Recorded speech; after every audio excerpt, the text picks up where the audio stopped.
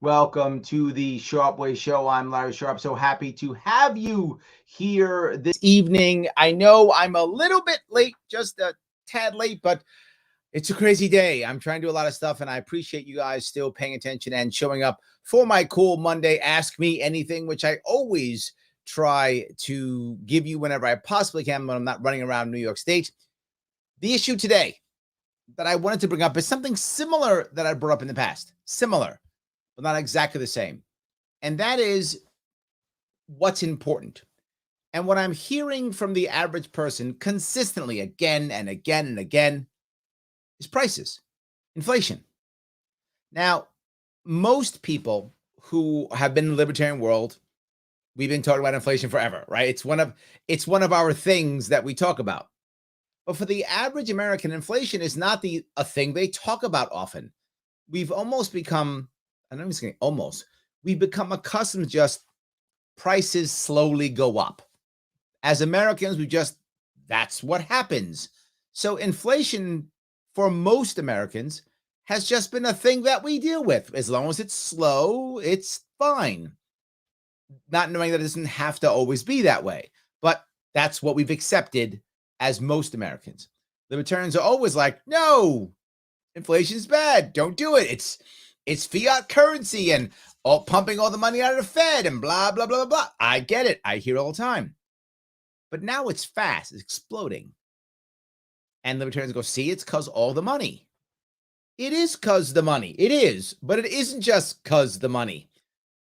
It's also because the resignation, because the not working, because the quitting, because the shortage of labor, because all the things. There's a lot of stuff coming together that's making inflation a big problem.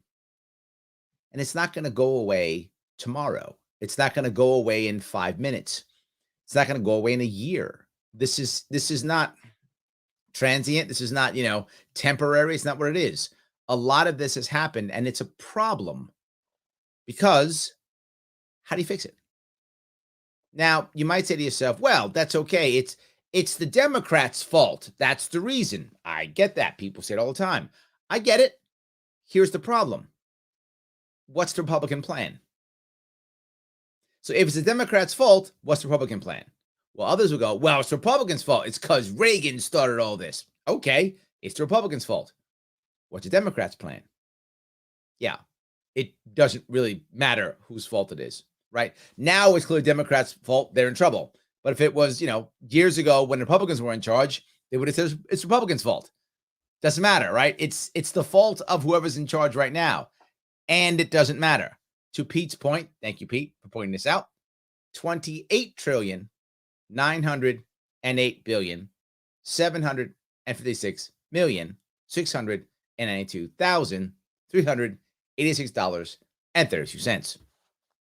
That's not all Biden's fault. That's not all Trump's fault. That's not all Obama's fault. And gold. That's not all anybody's fault. That's all of their faults, right? That's every single one of their faults. Add them all up. Lots of people to blame here. However, we have to think about the most important piece.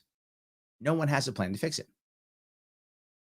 If you look at most mainstream news, if they're either not talking about this, and as an example, I watched a little bit. I couldn't watch the whole thing. I just couldn't. I didn't have the time or the stomach to watch a little bit of my mayor, de Blasio, New York City's mayor. I know, I accept your condolences.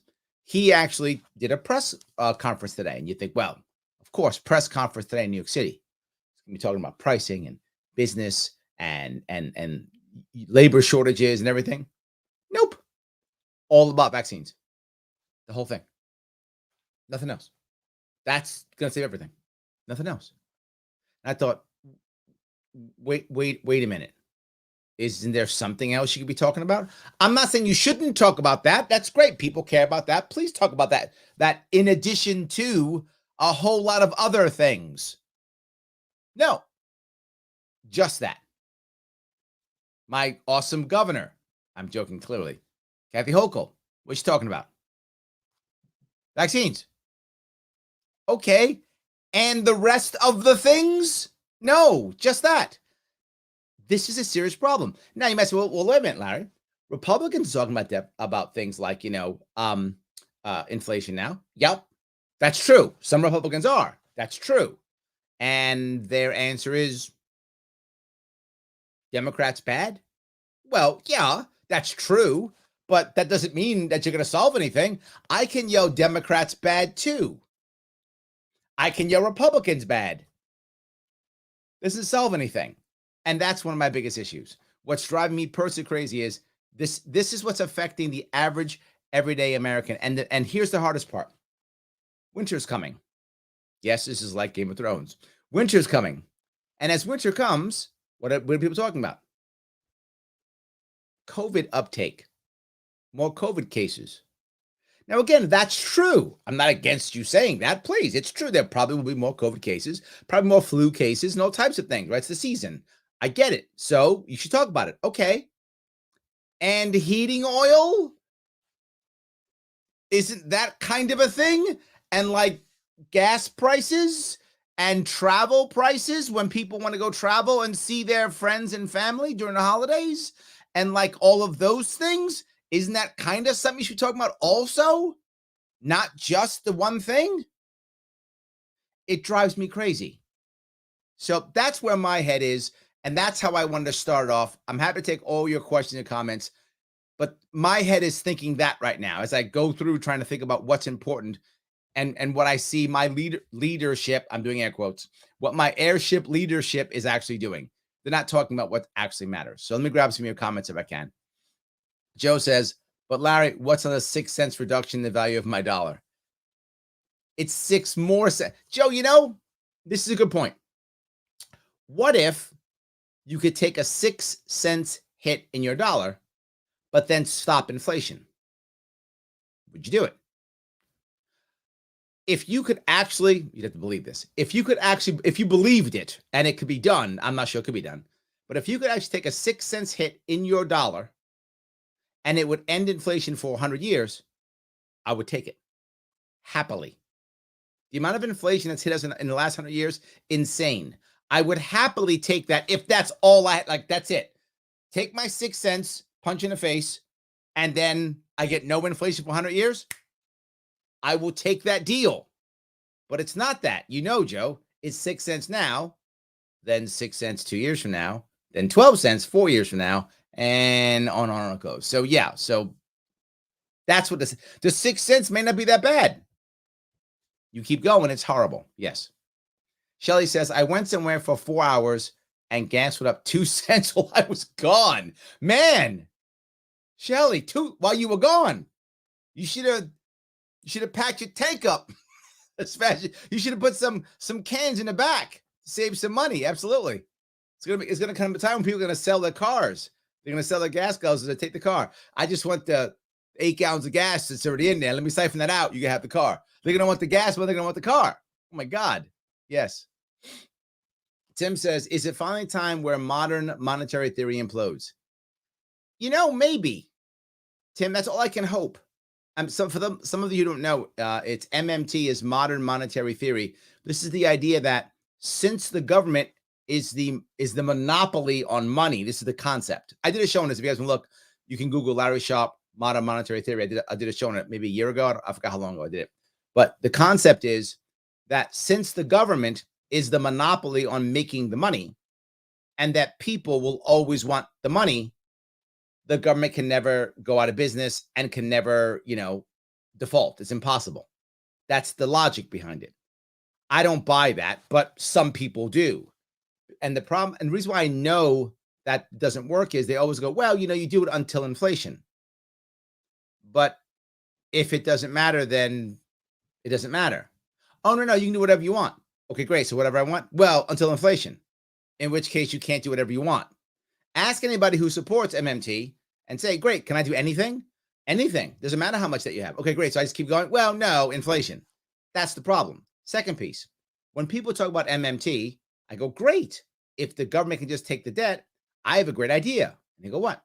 Every 10 years, the government should absorb all consumer debt. They go, what do you mean? Well, every 10 years, just absorb everyone's debt. Just take it all. And they go, what? Well, if you clear everyone's debt out every 10 years, we just go on buying sprees again and we would keep the economy going, right? So have the government absorb everybody's debt every 10 years and we could just keep buying stuff. And the faucet never runs out, right? So just do it every 10 years and we basically get a mulligan every 10 years. Let's keep doing that. And if you're going to be crazy, like limit everyone to say, I don't know, $10 million or something, right? You pick the number. It doesn't really matter. So we all get like $10 million to blow every 10 years. And then every 10 years, the government absorbs all of our debt. Don't go into debt more than $10 million, Tim. I know you might. Don't do it. The government will absorb it all. We'll keep going. Of course, that's silly because MMT is silly. It doesn't work. If it did work, we should do that. Again, to be clear, it doesn't work. If it did, let's just do that. Could you imagine how happy every American would be if you had $10 million to blow every 10 years? It'd be amazing. Of course, Tim would probably spend $11 million, but I'm saying everybody else just spent 10. The government absorbs your debt, off you go. So does it implode? Maybe. The problem is so many people believe in it. Who knows? And then the other problem is, how do you go back from it, Tim? You've spent so much time saying this is the thing. How do you go back after that? It's tough. Shelley says it's the government's fault. Yes. Yes. And for those of you who are saying the Great Resignation is a good thing, I actually agree. And this may sound crazy, but I do. I'm not anti-labor at all. Sometimes people think libertarians are anti-labor. On the contrary, not at all. I want labor to be run by the market. I think labor has every right to fight for the highest wages possible, to unionize, do whatever is appropriate, right? I just don't want the government involved in the unions, which they are. I don't want the government to decide what the rate is, which they do. But I think it's absolutely great for workers to go, nope, I'm not working unless you pay me this amount of money. Done. And then we change. The problem that's happening is because of the COVID lockdowns and because of everything else happening, it's happened too fast for the market to respond fast enough. And now there's so much problems, right? Should the minimum wage be, I don't know, $30 an hour? Maybe, but it should be that way because the market dictates that and it moves appropriately to where people go, I'm not working unless you pay me $30 an hour. In which is what happens over time, it begins to grow. We become accustomed to it. We react accordingly. Pricing begins to shift and adjust, and labor has more power. I don't have a problem with that at all. That's not what's happening. To Shelley's point, the government steps in, makes an uneven playing field, sometimes for the corporations, and right now for labor, and everything begins to shift. Now it's chaos. I don't want chaos. I want labor to be respected as much as I want industry to be respected. That's what I want. So you're correct. The natural ebb and flow of wages should go up as labor decides, we're not going to work for this. And one of the advantages you see now is truckers, right? And truckers should be getting paid a whole lot more. I used to be a trucker. So they should be. But it's a problem when government steps in and decides to regulate them as it does. If it didn't, imagine what truckers could not be charging now. Whatever, owner-operators can be charging whatever they want. But in some cases, they can't even go in California because you become an employee and now you go under some corporation versus saying, I'll take your stuff wherever you want. I used to charge you $100. Now it's $200. You charge you $10,000. Now it's $20,000. You want me to take it or not? And they go, yeah, we need drivers. Take it. And all of a sudden now truckers would have stronger labor power right now, but they don't because they're caught underneath the government a boot right now. So you're correct. Yes. David says Republicans don't have a plan. David, let me walk down that road for a second. If I could. They don't need a plan. And it's our fault. Not necessarily yours and mine, but I mean ours as a culture. That's what I mean. Ours as a culture. It's our fault. As a general rule, people will communicate with you the way you train them to communicate with you. That's not a 100% rule. Some people are just jerks and will be jerks no matter what. But it's a good general rule. People will communicate with you the way you train them to. The government has trained us to just go, okay, I'm scared of the other guy. So just point, you'll save me from the other guy and I'll vote for you. And that's what they've been doing. They haven't had to have a plan. You may hear me say this often. I've been talking about it a lot recently. If you look at around the year about 2000, the Al Gore was pretty much the last time you saw someone with a detailed plan for the future. It's very rare you find that. Why? Because they beat up Al Gore's plan terribly in back and forth ads. So consultants now tell candidates, don't put out a detailed plan, because if you do, then your opponent will now tear it apart, and he or she doesn't have to have a plan, and you're the only idiot having a plan. They're going to tear up your plan. Here's his entire campaign is going to be not that bad plan, and that's what happens. So most of the time, you don't see a detailed plan. There's one candidate who has a detailed plan on their website. You're looking at them. I'm not concerned. They want to tear my plan up? Let them. It's been up there for 4 years now. No one's tearing up my plans. Because then you have to have your own. That's the problem. So, yeah. All right. Democrats and Republicans plan. Blame and spend. Ooh, I like that. Blame and spend. Oh, Joe, I'm stealing that. I might give you credit.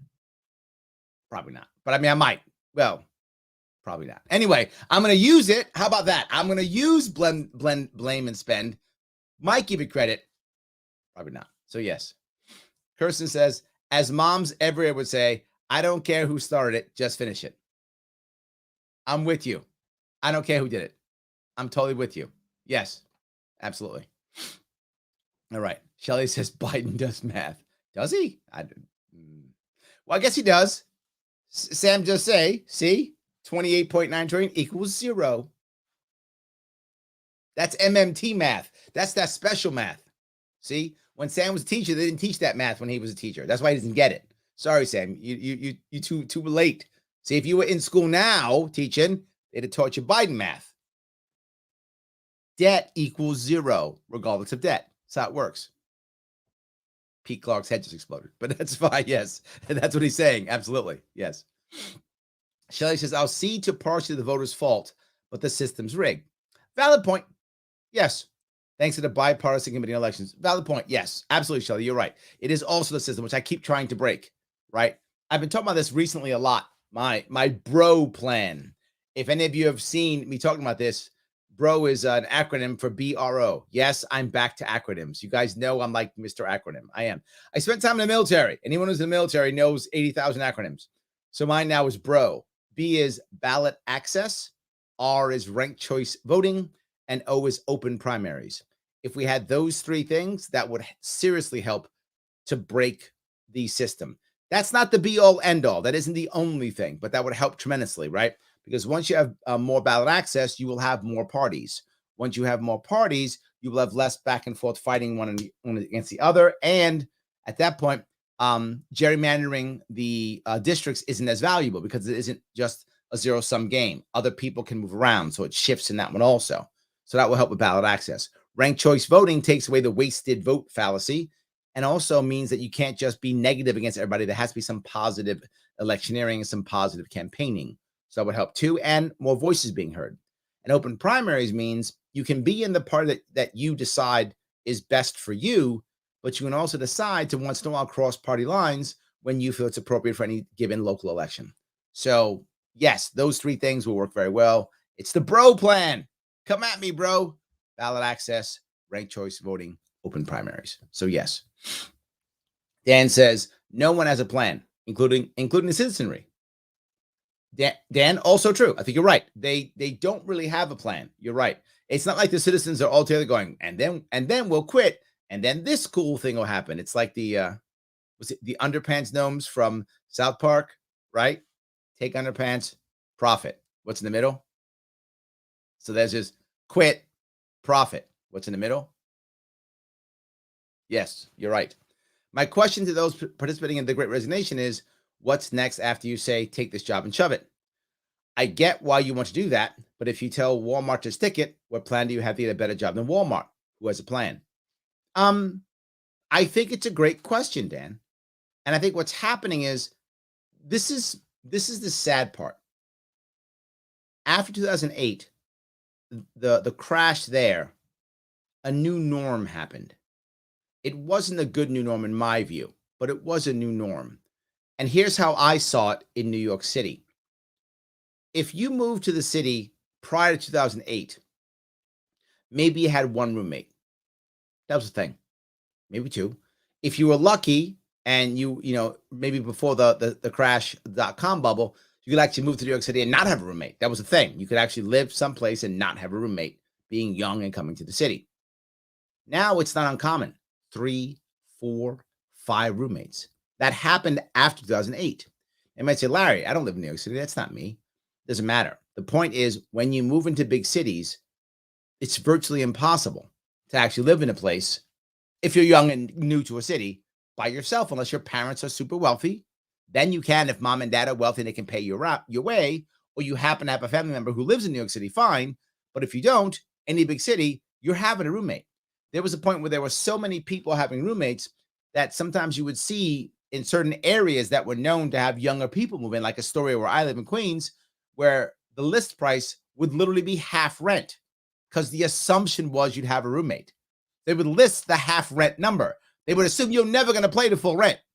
You're not going to drop $3,000 for a 1-bedroom a month. You don't have it. So we mark it as $1,500. So because we know you're going to have a roommate.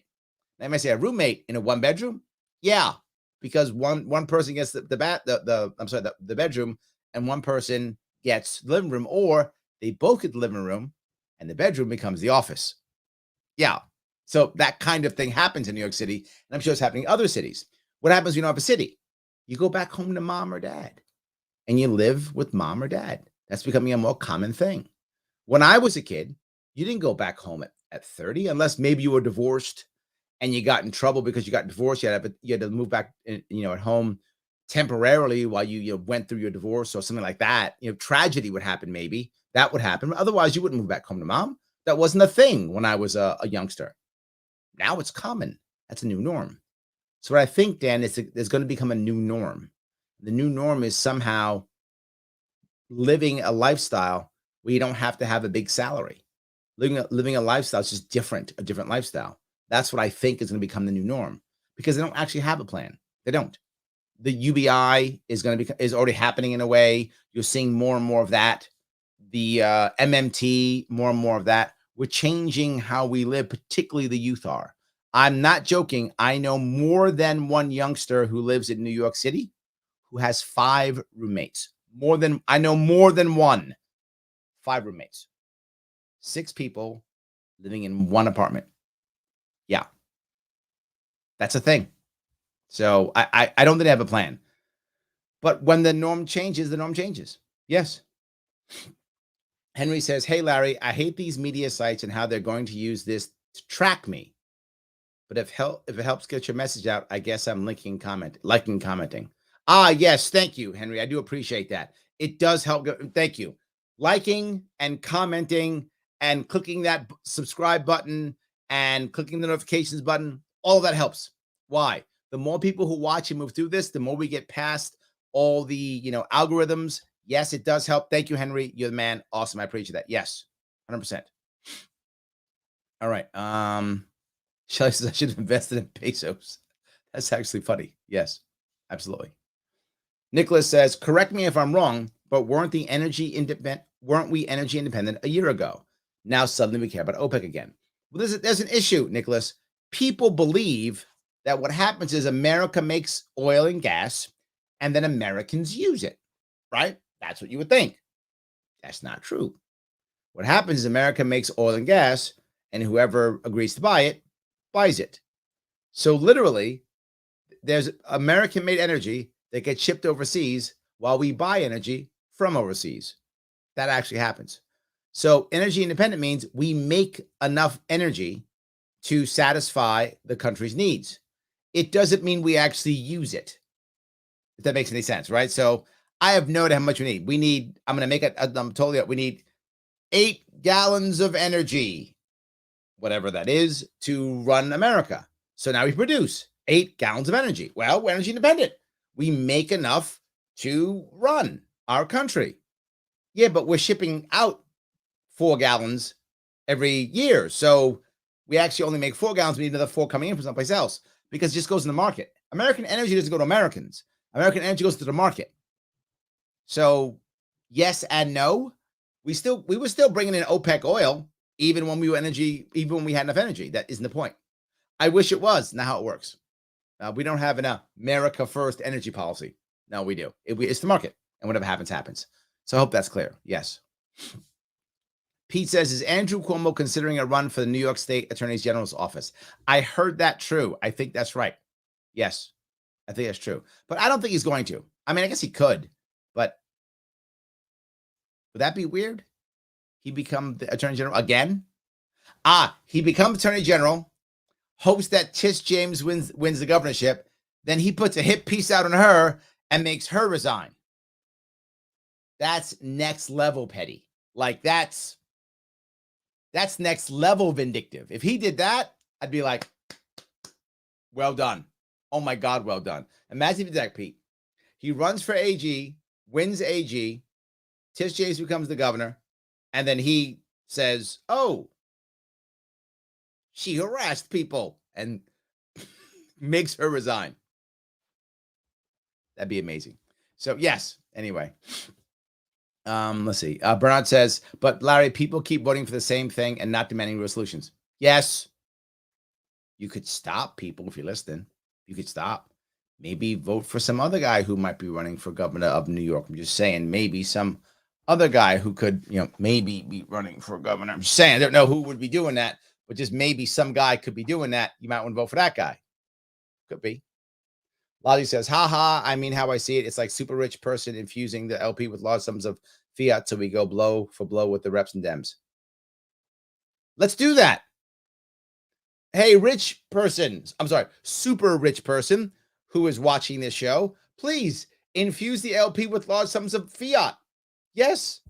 In fact, you could do that. Thank you for bringing this up. You could actually, if you want to, you could literally sponsor the show if you want to. That's not that much. Or I mean, if someone cares, there is a 20K money bomb going on over at LarrySharpe.com. If you wanted to infuse those large sums of money to match, get the 20K match that we're talking about right now, you could do that. There's 20K match. You could get a match for 20K right there. That could work. I'm just saying, if you wanted to, you could do that. So thank you for saying that. Or you don't even have to. Please, if you can, you can help out just by liking, commenting, and sharing. Like Henry was talking about. That helps. The like, the comment, the share, let people know we're out here. That does help. If you want to help my sponsors out, you need the world's smallest political quiz. You could do that. That's free too. Both of the things you see on the screen right now, they're free. You click the link in the description, take the world's smallest political quiz. It's cool. Share it with your friends. It's cool and it's free. So have good conversations like that. You can like this, comment, and share. Also free. No money required. See that? If you are that super rich person he's talking about, I hope you are. Head over to LarrySharpe.com. Click that link right there. It's the 20K money bomb. Throw your millions of dollars into that. Well, don't throw millions. You can only throw $40,000 in. So I know Pete was going, Larry, I want to give you $45,000. I know you do. Right? I know you do. Tom was like, I'm going to give you 50. I know you do. Don't. I'll get in trouble. Don't do that. $40,000 is the max. Don't go any more than that. Okay? You guys want to throw all your money at me. I appreciate it, but don't do that. Just 40,000 is fine. No worries at all. So good. Thank you for that, guys. So yes, let me keep with your comments. I appreciate it. So, all right. Dan says MMT sounds like a national bipolar disorder. It kind of is. Dan, it kind of is. Yes. So Dave is like, well, we are already at inflation. Yes. 100%. We are. Yes. JGJ, critical racist theory is indoctrinating your kids into racism. That cultural battle is how Youngkin won BA. I do think it was a cultural war. I do think you're right with that. And as I've said many times before, the critical race theory concept makes me angry because it forces people into two sides, and they're both wrong. One that says there is no such thing as race. It doesn't matter. There's no systems in place. Nothing's unfair. Everything's perfect. One side. The other side that goes, everything's racist. Everybody's racist. Everything is race. Everything's about race. Neither of those things are true, right? Neither of those things are true. There are issues where race matters and issues where race doesn't matter. People are not racist by default, and people aren't oppressors or oppressed by default. But are some people oppressed? Yeah. Are some people oppressors? Yeah. Have we had a history of it? Of course. And if you ask the average American, and this has been true for a long time and still to this day, surveys have been done. Hey, average American, do you want our kids to learn about some of the very crappy things this country has done in the past? Most Americans go, yeah, we don't want to do it again. Teach them. Yes, most will. Will there be some purists who go, no, America's never done anything wrong and it's all perfect? Some people will, but the average American goes, I'm fine with that. I just don't want you teaching my kids now that nothing's changed and that it's all the same and everybody's racist. Don't teach that. But if you want to teach people, hey, bad things happen. Let's talk about it. Let's be forward about it. I think most Americans are okay with that. And that's the problem that I think we have. The issue is calling it systemic, but blaming the individual and talking about the history and acting like nothing's changed. That's the issue.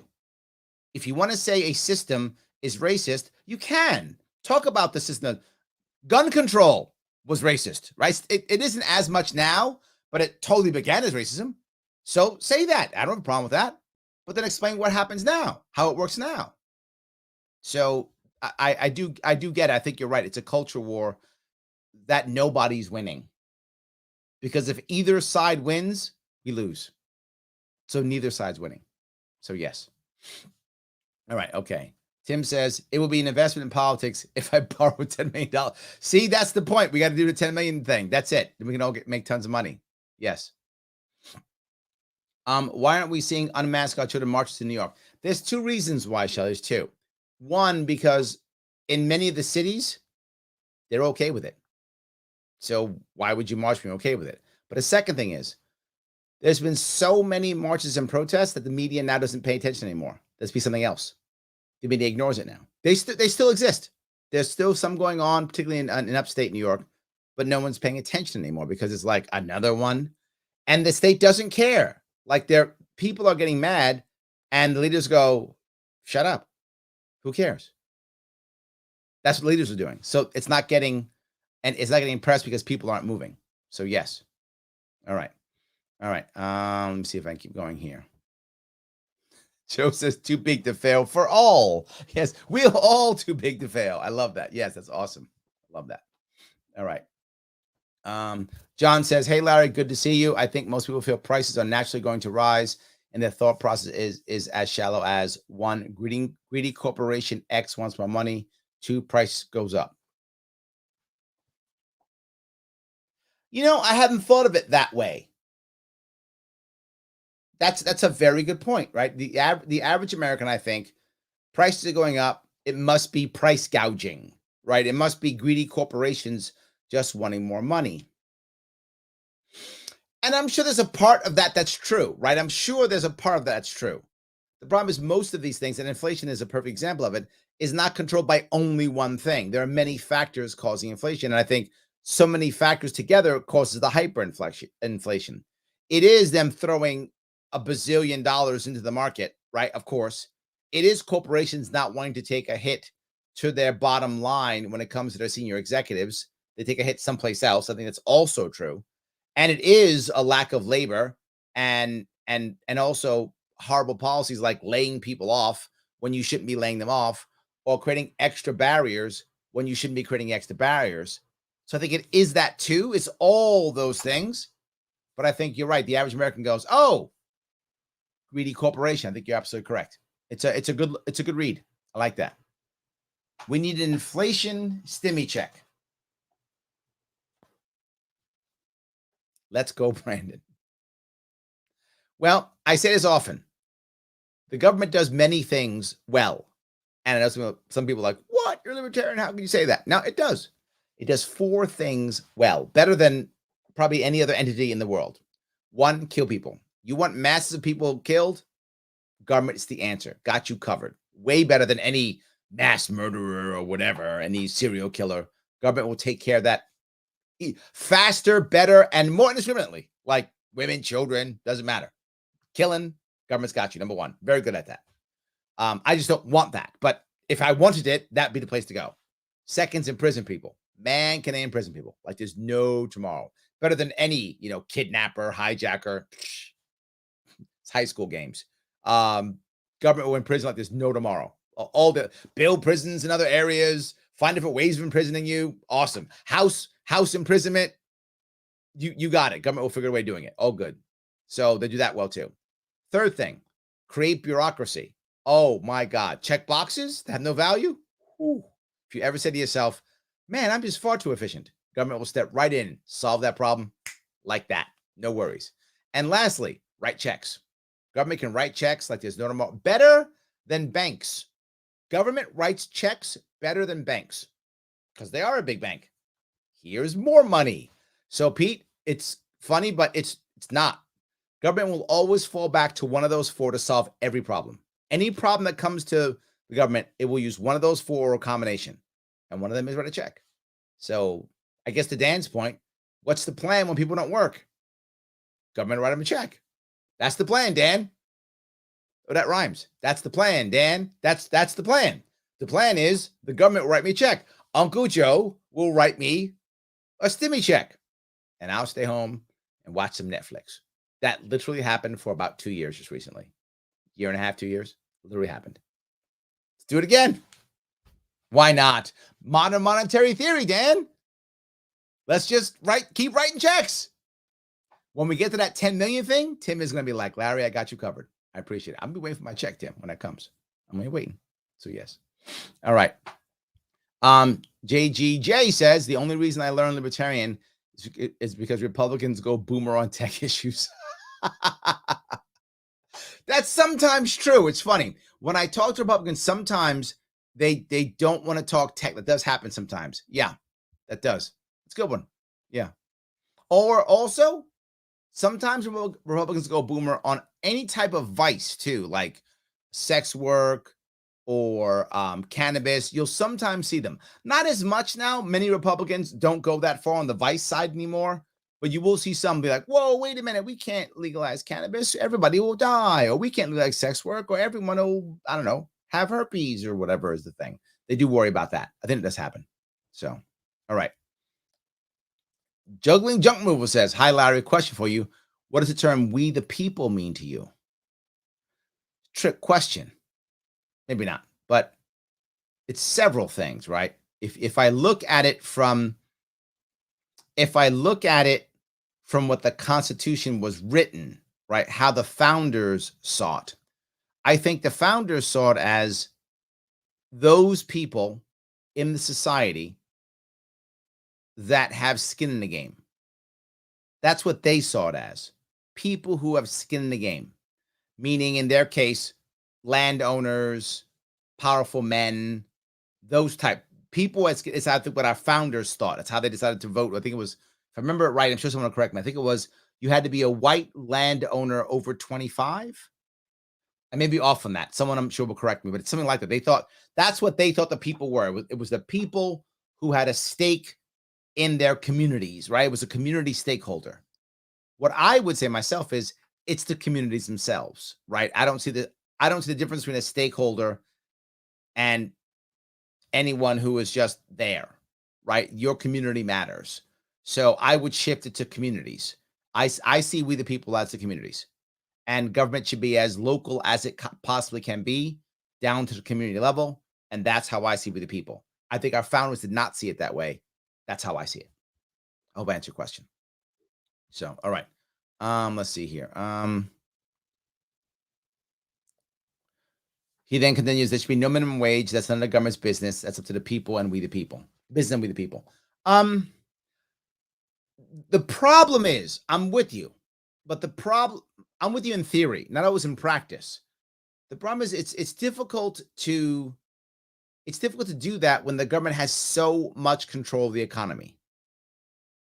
You have to slowly pull the government out of the economy, right? If the government controls so much of the economy, the government is basically what's made it to where, labor laws control most large corporations, where the government decides how you get your health care.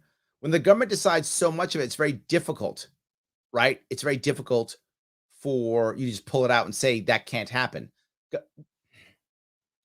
It's almost like you're saying government should control everything but this. I want the opposite. Government should only control something. And we have to change that narrative. So conceptually, yes. In practice, very hard to just do. Very hard. So yeah. All right. Sam says, question, would you support putting a label on social media that informs New Yorkers with the negative mental health effects of social media, similar to background alcohol warnings?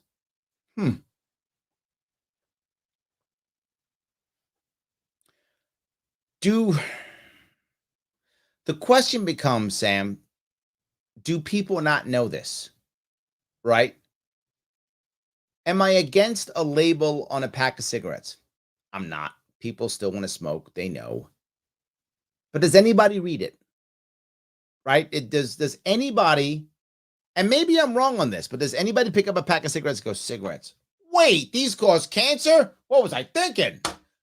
I don't think anybody does that. What? This could cause heart disease. I didn't know this. Why would you sell this to me? I don't think anyone does that. I think people know smoking's bad. And I think they still want to smoke, knowing that it's bad. I don't think anyone's going, this is the healthiest thing I could do. I don't think people are doing that. I think people know alcohol is bad in obviously not moderation. Hold on. Yeah. In moderation, it's depends who you talk to, right? It isn't as bad and depends on how you define moderation. But everyone knows excessive alcohol is bad. How about that? I think everyone knows excessive alcohol is bad. I don't think anyone's like, I'll chug this bottle of vodka. That's good for me. I don't think anyone thinks that. So in theory, am I against it? No, I'm not against it. The world's not going to end. It's not a hill I want to die on, but it's not something I would push.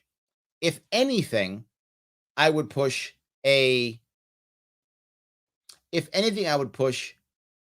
someone like a leader saying how bad it is, talking about it. What I think you find as effective as anything else is role models who do the right thing. If you have more role models do the right thing, more people tend to follow those role models. I think one of the reasons why smoking has gone down, there's many obviously, but one of them is you don't see as many of the role models smoking anymore, right? So the people you're looking up to as an adult when you're a kid, most people start smoking in their teens. Not everybody, obviously, but most start smoking in their teens. And then they smoke as a way of getting together, being cool, hanging out with friends. It's a thing you do to show how, show you're part of the team, that kind of thing. Peer pressure and such. Trying to be a cool guy, tough guy, or cool girl, whatever. So if that isn't a thing anymore, less people will smoke. I think the idea of putting a label on social media, yet we still worshiping, is it Kylie Jenner? Is that right? I'm sorry, I'm a boomer when it comes to that too. Damn it, I just did the same thing you were talking about. So yes, I think or whoever is the cool person of the day, I think people are still going to watch and be involved and try to be like them. I don't know if it works. So am I against it? No, it's fine. If you want to put a label on it, it's fine. I don't mind regulation that is simply giving the consumer more information. That's about regulation. I'm just not prepared to fight that. But would I push it? No, I wouldn't push it, but I wouldn't fight either. If one of my constituents was like, we should do it, I'd sign that bill. I don't care, but I wouldn't rush it. It's not a hill I want to die on, but that's what I'm pushing on because I do think that people just kind of know already. And if they didn't know, they wouldn't go, wait, I'm not doing it anymore because now Governor Sharpe has told me that this is bad. I think just to do it. We have to give them something else to do and show them other ways of being cool or smart or savvy. So yes. All right. All right. John says, as a New York State high school student, I never received any serious information on inflation except for my conservative economics teacher. Yeah. And I tell this often. When it comes to high school education, we have dropped the ball so badly. Why in the world in high school aren't we learning about inflation? Why aren't we learning about basic contract law? Why aren't we learning about credit cards, their bills and their debts and how credit works? I mean, all of us sign contracts. Why is it not in high school? All of us deal with inflation. Why is it not in high school? Right? All of us do this. All of us get credit cards. Why isn't that in high school? How about loans and an APR? How about the concept of a checkbook and a checking account? How about that concept? All those things aren't even taught. Why not? That's far more important. In my perfect world, you could survive in our environment by basic reading, writing, and arithmetic skills by 6th grade. I'm not saying you should get out of school by 6th grade, but I'm saying by 6th grade, you should have all your basics done. Like you should know all your basics. Now, junior high school, you start getting into some other things that are more adultish. Things like, I don't know, how to do your laundry. I'm not joking. Expressing how that works. Shopping lists and such. All those things that you have to do as you get out. How does tax work on a bill? All those things, right? We learn those types of things in there. And how to fix things around your house. Remember, you used to learn home ec. Remember that? Shop, those types of things. Now you get into high school, why aren't you learning more detailed things like contract law? I'm very serious. How do terms of service? We all check terms of service and have no idea what TOS is. Why aren't we learning that? This is stuff that actually matters in school. The vast majority of stuff you learn in high school is utterly useless. Let me say that again for some of you who are going to make you upset. I don't care. It's true. The vast majority of stuff that you will learn in high school is utterly useless. Some of it's valuable. Vast majority is not. You will never use it ever in your life. It's a holding cell for you for 4 years until you go off to some college where you'll learn 4 years of stuff that you'll never use. So it's 8 years of wasting your life away, trying to make you feel like you're valuable when you're not even doing anything. So yeah, clearly I'm not a big fan. But yes, I would much rather us have a better way of learning things in school. 100%. Yes. All right. Pete says Fed created inflation and the government created shortages. I like that. That's good. Lunar eclipses. I remember what I asked you about another recession will happen. Larry, I remember what I asked you about another recession will happen about 2023. However, there are many other bubbles that might burst, which will pop first. Housing, student loans, Bitcoin. Housing, student loans, Bitcoin. Not Bitcoin. That's not going to pop anytime soon, I don't think. It may pop one day. It might. But I think what will actually happen is eventually, is my feeling, eventually Bitcoin will stabilize. I don't know when that's going to happen. I have no, if that, is that 1 year? Is that 10 years? I don't know. I think eventually Bitcoin will stabilize. And then once it stabilizes, it'll be a critical time. Once it stabilizes, will people still use it? If it stabilizes and it does not become an actual coin, that's when it pops because they don't want it anymore. They just be dumping it. It'll become valueless, right? The goal is at one point, Bitcoin stabilizes and then people go, oh, a Bitcoin is worth around whatever. I'm making the number up. Say, again, I have no idea. I'm making this up, guys. For the sake of argument, Bitcoin stabilizes around $100,000, right? For sake of argument, I have no idea. Sake of argument, it decides about $100,000. It begins to kind of stabilize, and it stays, within a couple bucks here or there of $100,000. If that happens, that becomes stable. If it becomes semi-stable, people should, who have the Bitcoin, start using it as a currency. They should. If they don't use it as a currency after it stabilizes, it crashes, it pops, finished. Because then why would you have Bitcoin anymore? At that point, it's a fad. I'll grab the next one. I'll grab Dogecoin or Ethereum or whatever. People are spending Ethereum now. That's becoming a coin they're spending, right? Tusk, right? I talked about Tusk here on the show before. People are spending. They're buying stuff with Tusk. So if people start buying with that and not Bitcoin, that's when Bitcoin pops. Until that time, Bitcoin's not going to pop. So whenever that happens, 1 year, 10 years, I have no idea. Student loans, I don't think will ever pop because right now, why would they do anything about it? It's just going to sit there and keep going. And people just have to pay. It can't pop because going bankrupt, you still got to pay. There's no way for it to pop. If that makes any sense with student loans. Because you owe it no matter what. You have to die, right? You have to literally die to not pay your student loan. So there's no way for it to pop. So I don't see that one happening. So I have to go housing crisis, which is already a problem. I don't know when that pops, right? When that pops, there'll be a bailout. I'm not joking. Why will there be a bailout this housing crisis? Because so many of the houses are actually purchased by permanent capital now. Right? Why is it so hard for the individual person? Like, me and my wife are going to go out and buy a house. Why is it so hard? Because permanent capital, meaning hedge funds, private equity firms, that's permanent capital, right? Things like that are buying up these properties and they're paying 20% over ask and cash. Well, how are you going to compete with that? You got to come up with a mortgage. You need whatever, 20, 30% down, whatever the amount of money is now, right? And then how can you go above your budget where some big bank goes, what did they say, 200? 250 cash. You go, I can't swing that. Oh, well, because you lose the house. Boom, about 250. They take it and then they knock it down or whatever. They make two of them or they rent it out, whatever the case may be. They buy it all up and they start renting it.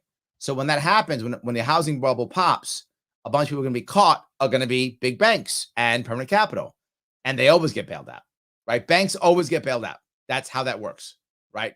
That Lehman Brothers failure, that's 1 in 1,000,000. And even though they didn't get bailed out, all the rest did.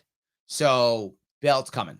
So when the housing crash comes, the individual person who owns the house, totally screwed. Totally screwed. Underwater screwed. The banks who bought that stuff up, they'll be fine. They'll get bailed out. So, yes. All right. Lisa says, I saw you with Andrew Yang. Yes, that was Saturday evening. It's true. I love his UBI policy. How do you feel about UBI? Do you have any ideas on making it to reality in New York? I do. To be forward, I'm not a huge UBI fan. I've mentioned this before. But I am, of all the UBI schemes, the one that I'm okay with is the one that's also known as an NIT, or a negative income tax. I spoke about it in 2020 when Judge Jim Gray was trying to get the nomination for president of the Libertarian Party in 2020. He lost that bid to Joe Jorgensen. But when he was talking about it, he was bringing up the NIT, which I called a crutch to a ladder program. And I'd like to make something like that happen. The problem with any type of UBI or NIT is it's usually taxpayer based. That is where I have a problem. All of my policies, as you know, never include any new taxes, fines, or fees. So if you were to do it the way the Norwegians do it, the way the Singaporeans do it, the way some large organizations do it, I'd be okay with it. Well, how they do it is they create a separate fund out of something. Singaporeans out of finance, Norwegians out of energy. If we in New York State could do it out of, maybe, I'm making this up, again, sake of argument, maybe leasing out our 4 million square acres of land, we can lease it out for private use, or even for private, for private conservation, right? This area conserved, for hunting by Exxon. Sounds horrible, I know. But something like that, maybe, where we could put enough money together to create a fund to create a negative income tax. What a negative income tax basically means is it's a crutch to a ladder, which in theory, again, I don't have this planned out yet. This is theoretical at the moment, Lisa.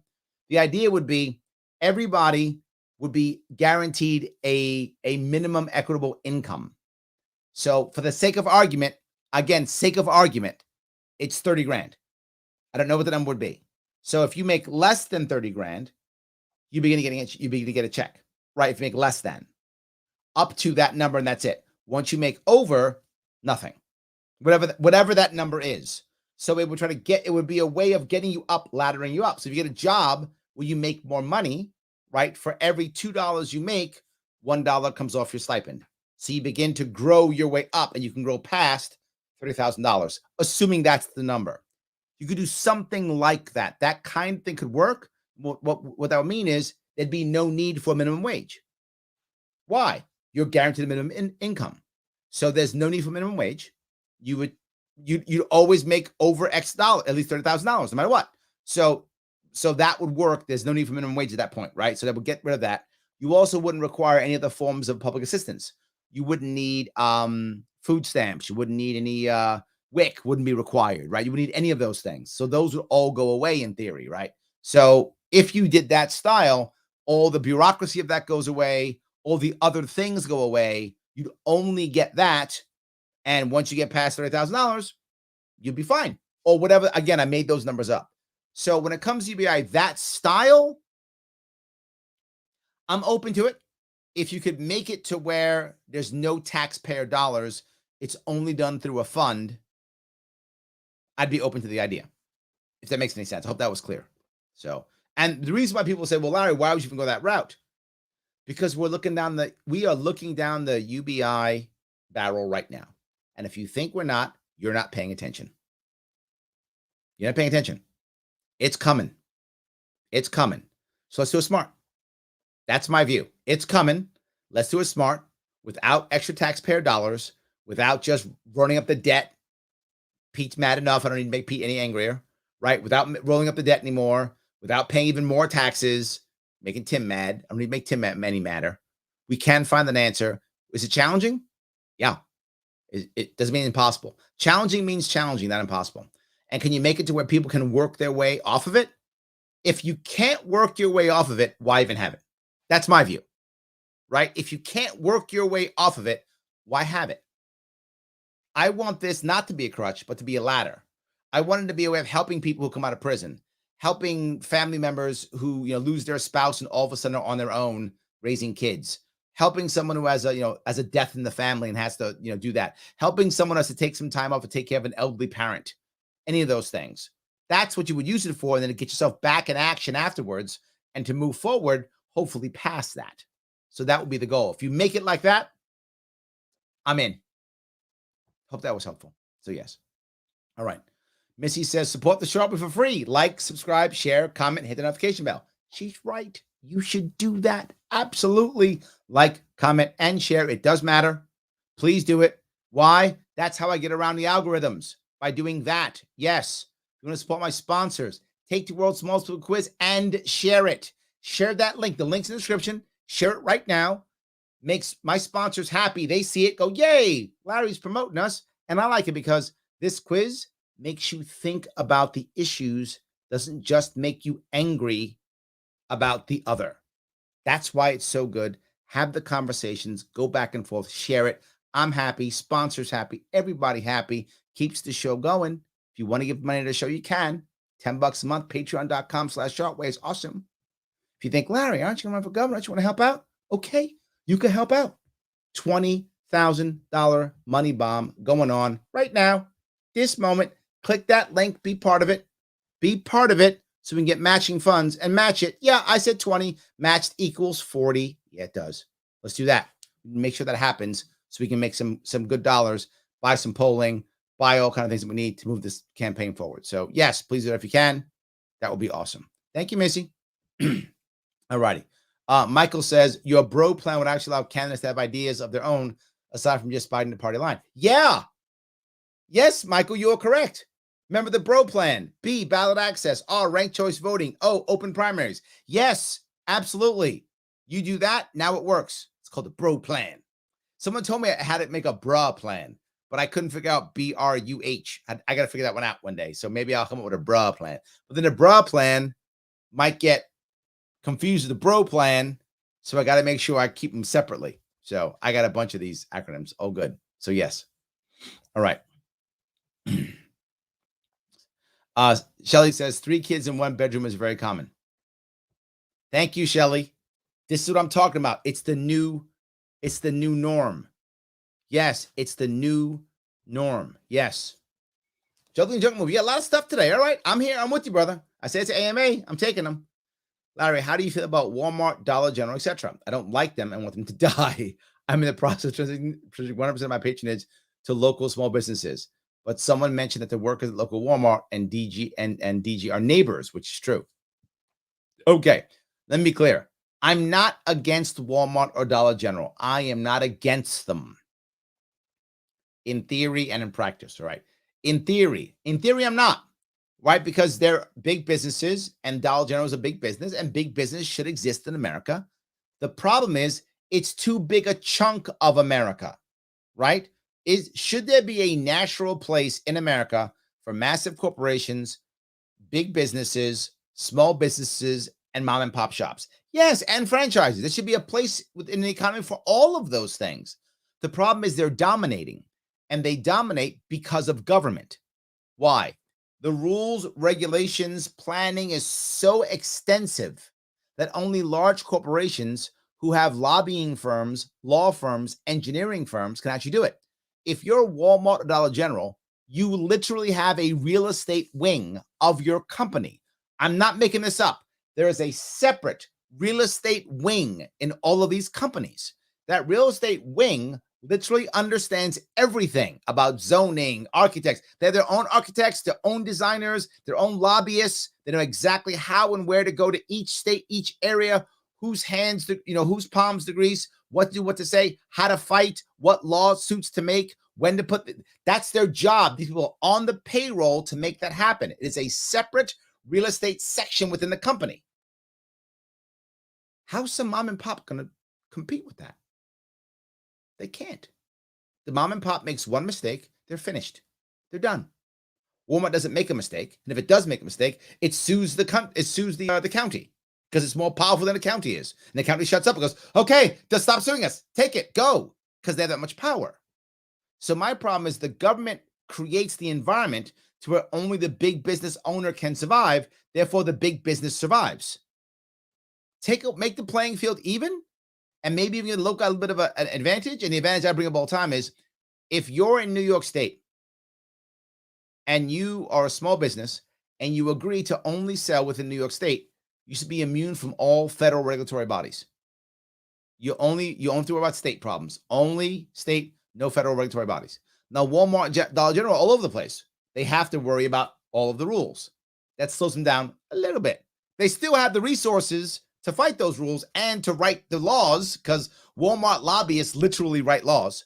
So they're gonna have a separate legal department within Walmart to write the laws and to write, all the rules and regulations. They're gonna have that literally there. So they still have an advantage, but at least you have a little bit of an advantage. You start creating that, I'll be fine. But what you're doing is a good deal. To be forward, I don't shop at Walmart. I don't. I'd rather not shop. Like, I don't shop at Walmart. Nor do I shop at Dollar General. I don't shop at either of them. That's me. But then again, I live in New York City. I have an advantage, right? I have an advantage. Some people don't. I'm not mad if you're in a town where the only place you can get anything is Walmart and Dollar General because everything else has gone out of business. I'm not mad at you. You got to live your life. Live your life. I'm lucky. I'm not lucky to live in New York City, but in this case, I am lucky that I live in New York City. I have whatever I want around me. So I don't have to go to a Walmart or Dollar General. Literally, I have across the street from me a deli, a dentist, an accountant, a guy who fixes my computers. They're across the street from me. So I have a lot of options, but some people don't. Hope that answers your question. So, all right. If I can keep doing this here. All right. I'm trying to grab you to the best of my ability if I can. All right. Pete says, I voted to tax my landlords more. Why is his rent going up? That's very good. I like that. That's good. I don't understand. Yes. Tim O'Connor, Bitcoin, it's time to buy politics. It is, Tim. It's like you read my mind. If you are a Bitcoin person and you made some cash on Bitcoin, you could donate to Larry Sharpe's command if you wanted to by clicking that link right there, crypto-donation. Just saying, if you want to help out, you made a bunch of money on Bitcoin, 60,000 or whatever the heck dollars it is now. You bought it at hopefully like 5,000. I hope at 500. That'd be nice. You bought it at something. You know what? I'm not asking much. I'm asking for half a Bitcoin. Tim, am I being greedy? That's not bad. Not even a full Bitcoin. I'm asking for half a coin. Come on. I'm generous. Half a coin. Throw it at me and see what happens. I love that idea. That's a good idea. Yes. All right. Isn't Larry Sharpe trying to run as a Republican? I am not. I'm trying to run in the Republican Party. I am a libertarian. Registered libertarian will always be one. New York State has a very specific rules called fusion voting, which allows you to be in multiple lines. So if I run a Republican primary, I could, in theory, win the Republican primary, and the Republicans would basically be endorsing me. Like if it's just similar to Bernie Sanders. Bernie Sanders is a socialist, independent, but he runs the Democratic primary. So if he'd win the Democratic primary, the Democrats would endorse him, but he would still be an independent and a socialist. I'm still libertarian. If I run the Republican Party and a Republican primary and win it, they would be endorsing me. So it's different. It's how it works in New York State. I'd be listed multiple times. I'd be listed as Republican and then listed as libertarian. So yes. All right. Dan says, don't worry, Larry. When I become super rich, we'll wreck the duopoly's game. I like that. It's more legal than getting revenge on my enemies. This is also true, Dan. This is a better way of doing it. Getting rich, better plan. I agree. Much better plan. Yes. Craig says, who printed all those extra dollars that inflated everything? Rhymes with Smetero Reserve. Yes. Why don't people understand it? It's so simple. It's true. What rhymes with Smetero Reserve? Too cryptic, Craig. I don't get it. Too cryptic. Yes. Jason says, enjoy your ideas and explanations. Very straightforward, which is refreshing. Do you have recommendations for how to connect with like-minded candidates in other states? Ohio. Yes, I always say this. If you want to find out what the LP is doing, always go to the state affiliate. Just type in Libertarian Party and that state. There will be an affiliate in that state. Connect to them. Say what you're looking for. They will help you find what you're looking for. That's always the best case wherever you are, whatever state you're in, type in Libertarian Party, your state. There will be an affiliate. If you don't know where to go, lp.org, and it's literally a map. State affiliates. So yes, you can go lp.org, state affiliates, pick it. You'll have a contact right there to figure that out. That's the best answer. Hope that was helpful. Yes. All right. See if I can do this. David says, is that $40,000 for the primary and $40,000 for the general? How it actually works in New York State for the governor's race. I hope some of you have enough money to do this. I actually, believe it or not, I am raising money now. The average donation for my last campaign, I raised about $500,000. The average donation over the course of a year and a half was $85 per person. $85 to $90 per person was the average donation. But I had people who gave me $10, $15, $20, $25,000. That absolutely happened. And so some people do give me that. If you guys want to give lots of money, please do so. It's just going to go to polling and ads that we need to make impact, to make this stuff more popular. So feel free to do that as much as you want. You also get to see my report, right? So you can see where it goes, and I got to hide it. It is public. You will see exactly where it goes. That's where it's going. So you can give up to $44,000 before the primary. After the primary, you may give in the $7,000. So in reality, the max is actually $51,000 that you can give any gubernatorial candidate in New York State. $44,000 before, $7,000 after. So I just say $40,000 because if you can give $40,000, that's good enough. I'm not going to complain over the $4,000 extra. So David, if you want to give $40,000, please feel free. LarrySharpe.com/donate. Go right ahead. Happy to. Or text us and we'll give you an address to send a check to. Happy to make that happen. So yes, I think the largest check I've ever received, I mean, again, it's public knowledge, right? You can just check it if you want to. I think the largest check I've ever received at one time was $10,000 at one time. I think that's right. I think 10,000 is the most. Yeah. I mean, I gave myself $10,000 when I first started. Well, some of you don't know this. When I ran in 2018, I started in 2017. The first thing I did was write myself a check for $10,000. And I said, people say, why? Because if I'm going to ask you for money, I got to have skin in the game too. So I wrote myself a check. If I don't believe in me, why would you? Right? So I got to show I believe in me. So I wrote myself a check for $10,000 and started raising money. So now I don't have a problem asking you for money. I wrote myself a check already. So now I can ask you, right? I can't, you know my view. I can't point my finger at you until I point my finger at myself first. So I had to point my finger at myself first. Now I pointed at you, right? So yes, $10,000 I think is the most I've received at one time. Over the course of the campaign, I had several people who gave me over $20,000 over the course of the campaign. I gave myself 10 and others gave more than that. So I think I was my 6th or 7th largest donor. There were like 7 people ahead of me that were bigger donors than I was. 7, 8, something like that. Again, it's public knowledge. If any of you care, you can go check. It's public knowledge. So anyway, thank you for that. Yes. All right. Let's see here. Kirsten says, I think a lot of CRT problem will be alleviated if we stop using the term critical race theory, because people do not seem to be talking about the same thing when they use it. This is true. I realize this, and I want to be clear for you guys. And this is there's a disingenuousness that bothers me here from people talking about critical race theory. And this is mostly on the people who are on the left in this case. Many of them are saying they're not teaching critical race theory. All right.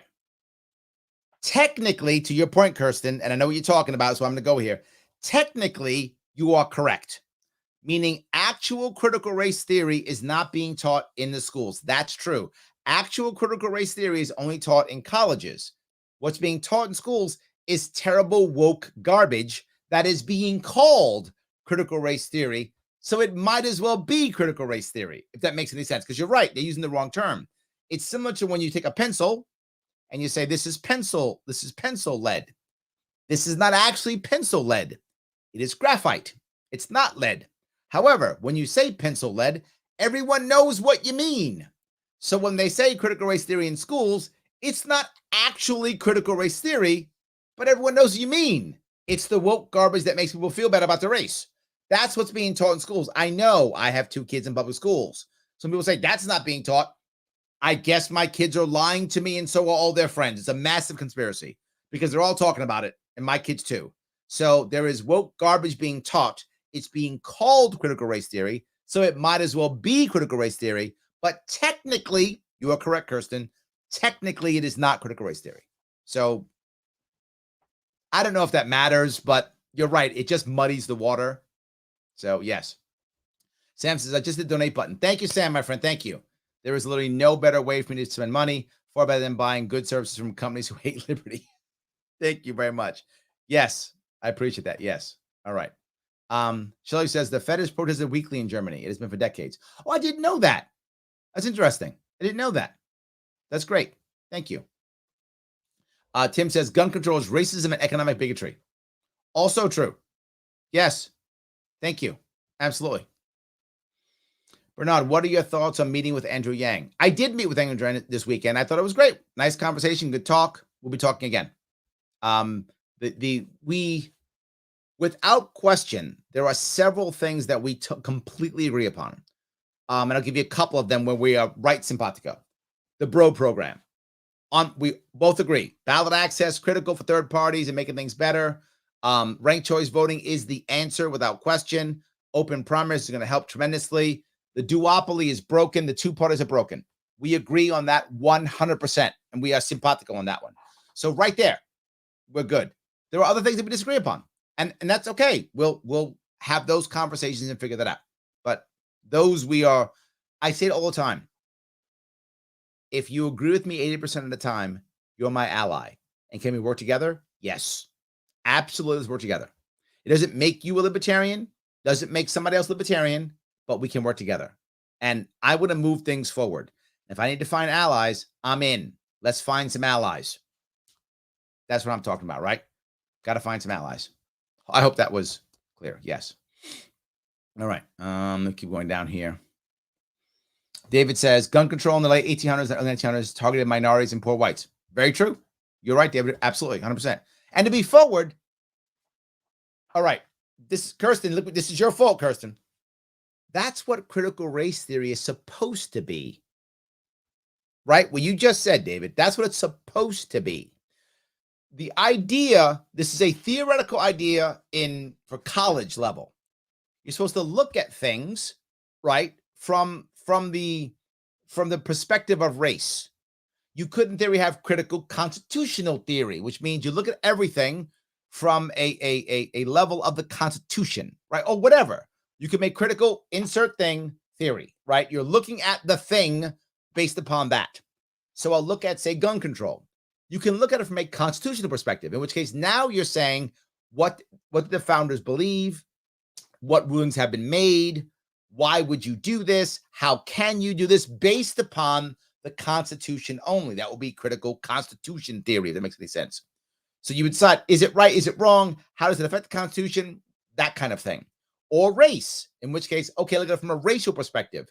Okay, what most people know, and to your point, David, and also Tim's, this was to keep guns out of the hands of the riffraff, right? They didn't want the riffraff doing the bad things. They didn't want former slaves trying to go shoot their former masters. If I was a master, I think I'd be on board with that plan, right? I mean, that makes sense if I'm one of the former masters, right? And then, of course, many of the poor whites who were coming to America in the 1900s, they were considered almost like secondary citizens. The Irish were not looked upon very well. The Italians were looked upon very nicely at all, right? They were looked upon very poorly, and many of the what they would call the upper class white people were like, well, do we want these people to have these guns? They might come after us. So I do think you're right. That would be looking at it from a racial piece. That's what critical race theory is supposed to be about. That's not what we're teaching in the schools. We're teaching some woke garbage stuff, which they're calling critical race theory. But yes, that's the point, David. Critical race theory, in theory, again, I'm talking theory versus practice. It's not a bad thing. You can look at anything from any different lens, and you should look at things from multiple lenses to include race. That should be a part of how you look at something. Of course it is. So anyway, thank you for that. So, all right.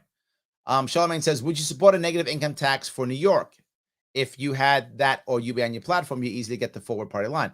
I may have been late in that, or maybe I haven't checked that, but I did mention that earlier. The idea of what I call from a crutch to a ladder.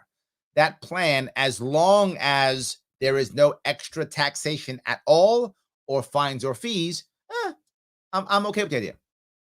I'm okay with the idea. So yes. All right. All right. Shelly says, nice chat tonight. Great question and comments. I appreciate that. Yes. We're trying to make things happen. Absolutely. Yes. Matt says, have you reached out to any Bitcoiners? Have any reached out to you? Not enough, Matt. Not enough. I'm the one trying to get rid of the Bit license and open up New York State again to cryptocurrency. Right now, people do work in cryptocurrency, but they don't have their businesses based here because we're so mean and nasty. It's stupid. So yes, if you know any, Matthew, please reach out. I'm happy to talk to them all. 100%. Yes. Gene says, if I wrote checks to the government, I'd be in jail. Yes. 100%. Yes. Absolutely. So, all right. Let's see here. Do you have any thoughts on the Curtis Yarvin, Mencius Moldberg, and localism / successor / Bitcoin citadel / balkanization? Wow. Am I supposed to know what all this stuff is? All right, team. If you're watching, we got homework to do now. Matthew's making us do work. Now we got to do work. Thanks, Matthew, for giving us all homework. All right, we got homework to do, guys. There we go. Okay. All right. If you win political office, will you take your salary in Bitcoin? Why would I take my salary in Bitcoin? How could I don't know how I could take my salary in Bitcoin. Does New York State produce Bitcoin? I don't know. I don't think so. Interesting idea, though. Maybe when I make the New York State coin our own currency, I'll take my money in New York State currency. That's not bad. We'll do that. New York State currency. We'll call it the Nollar.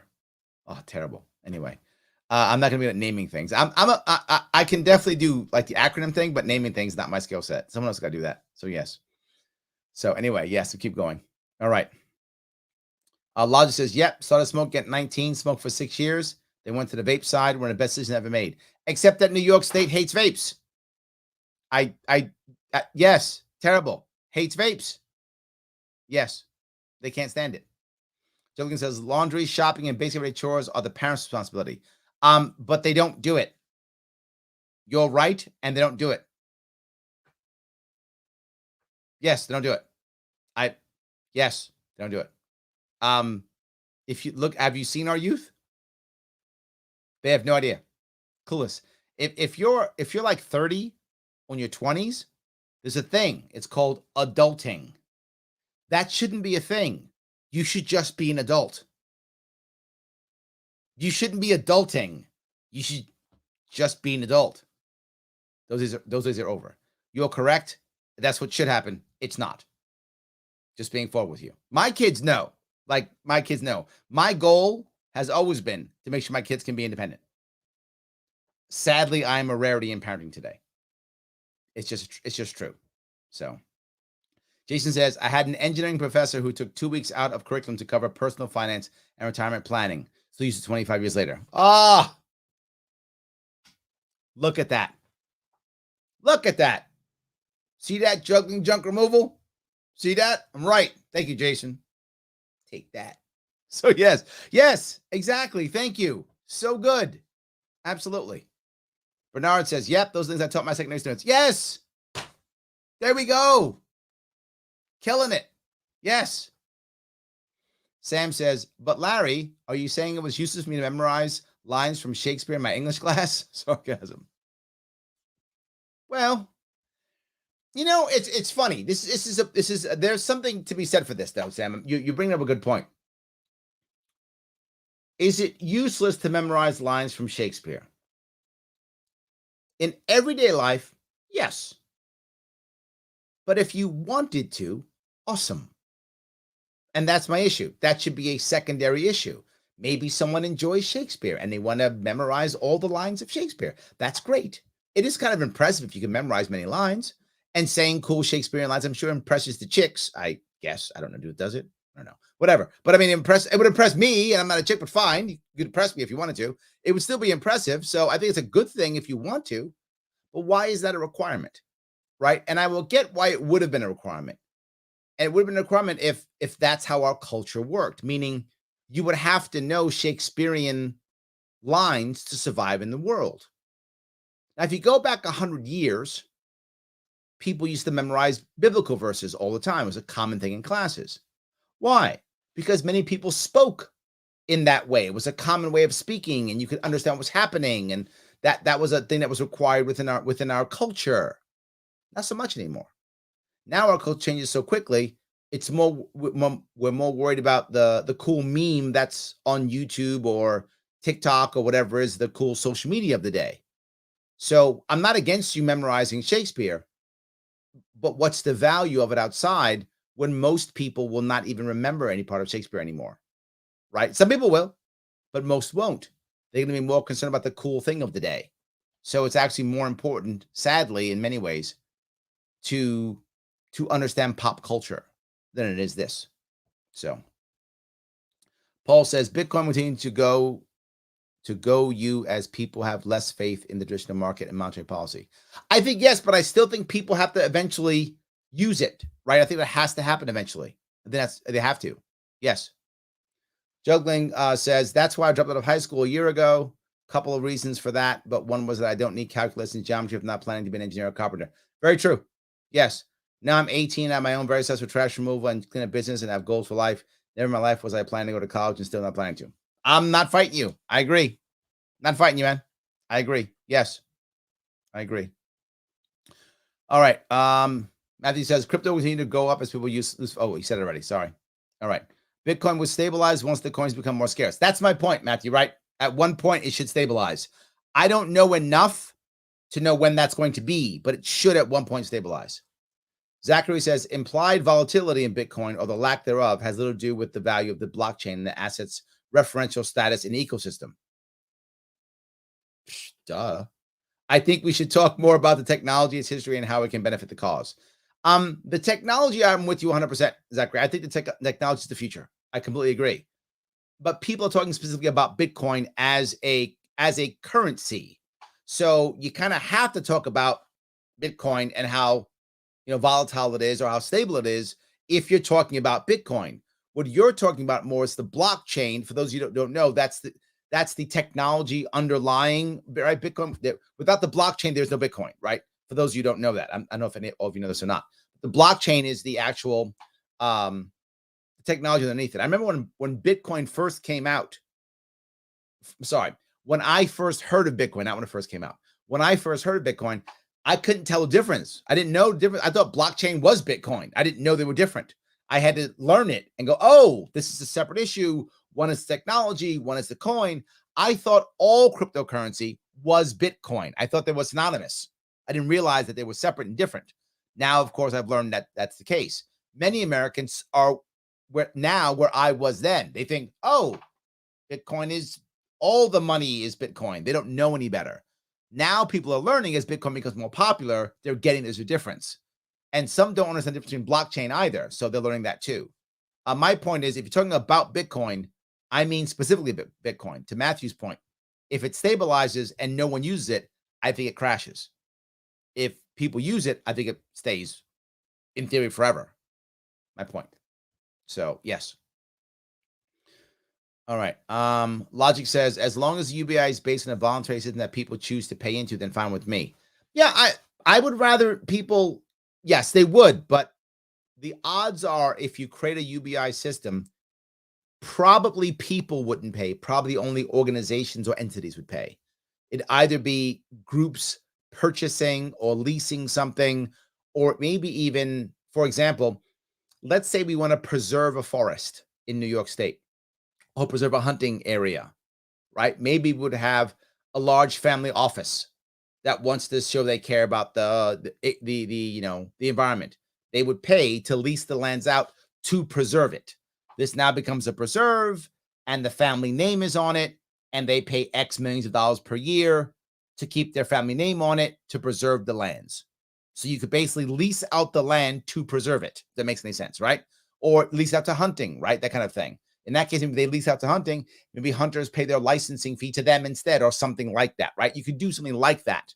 You could use it for that type of thing, creating new hunting ranges, things of that sort. So I think that type of stuff could work, but that the odds of individuals paying for that, I think, would be slim.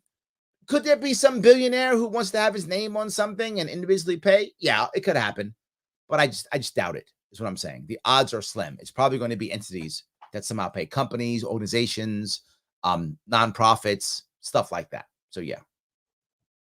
All right. Shelly says, here's my quick answer why I'm voting for you. He has creative methods of funding that doesn't add to taxpayer burden. Then they want to know more. I like that. I like that. Yes. All right. Tim says, I can make a case for UBI if we divorce ourselves from the current infrastructure system. Yes. That's my point, right? If you create the NIT world, it has to also take off the burden of the state writing checks, right? It has to do both of those things.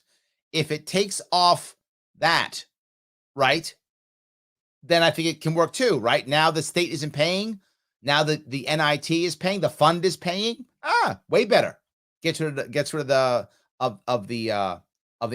infrastructure, the jobs, that those government jobs. Not a bad idea either. So yeah. Dan says, what do you mean, Larry? UBI is so simple. MMT, baby. I'm with you. Just crank the printers up. What's it saying? Money printer go brrr. That's exactly right. Pay the $2 bills. I'm in. Let's do it. Who cares? I love it. Yeah, it's good. Terms is like, bruh. I know it's hard to do, bruh. I got to figure that one out. That's very tough. Yes, very tough. Robin says, Larry, what are your thoughts on the Dems and Republicans' current field for governor? Hochul, James, de Blasio, Zeldin, Giuliani, Astorino. I'm happy to give you my view on those. The Democrats are going to have 4 people running: Hochul, James, de Blasio, and probably Jumaane Williams. Jumaane Williams and de Blasio both have no chance of victory. Jumane's doing it so that he can grow his profile. Smart move for Jumaane. If I was him, I'd do the same thing. I think it's a smart move. He's not going to win, but he's going to grow his profile. For those who don't know him, Jumaane Williams is the basically number 2 in New York City. He's the person called a public advocate. It's like vice mayor, if that makes any sense. That's what it kind of is. He wants to grow his profile. Right move for Jumaane. He's not going to win, but good move. De Blasio is delusional and thinks he's going to win. He's going to run believing he's the progressive answer and going to win. He's going to get slaughtered and he's going to embarrass himself, but he has no shame, so it's irrelevant.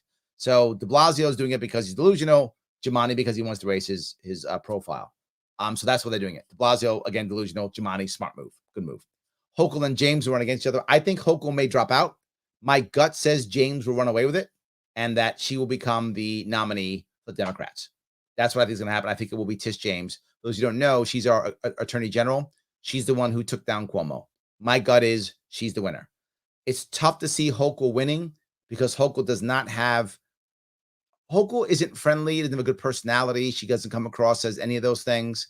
She doesn't come across as original. So she's not that good of a campaigner. She crossed the state many times and people still don't know who else she is. James is part of the Working Families Party, so she's already a progressive. So the hard left will like her more than Hochul. And Hochul's attached to Cuomo. James is not. James took down Cuomo. So I think James wins this. So my opinion, if I had to bet money, the Democrats get Tish James. That's my gut. When it comes to the Republicans, the only guy who's going to win a Republican nomination is one of 2, Zeldin or me.